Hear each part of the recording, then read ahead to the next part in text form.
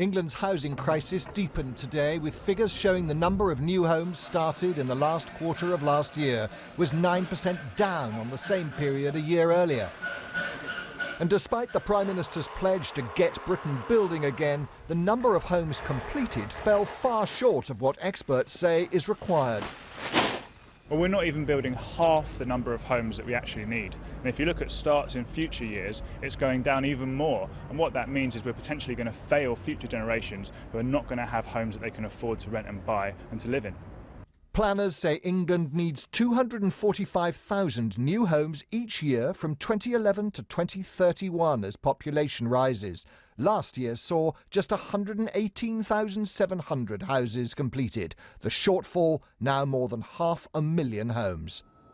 The problem is most acute in the capital, where official figures this week showed the average house now costs more than £500,000 and average rents are over £1,600 a month.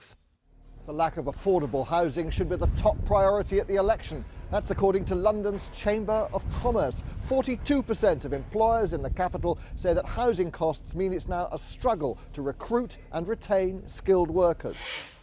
Come on in. This tiny one-bed inner London flat was built on the understanding it would only be sold to local people on moderate incomes. Councils working with developers to find solutions to the affordable housing shortage. Have floor-to-ceiling windows in our apartments to maximise the light.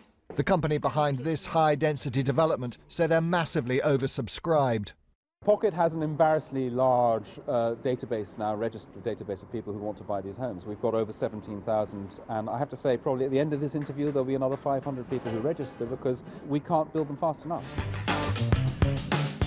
Video blogger Tim Lowe set himself the challenge of living in central London for under £500 a month, including bills. There is actually something quite nice about going back to basics in a way. Solutions included an empty barge, this is our kind of kitchen area here, a commune, It's got this kind of quite familiar smell about it.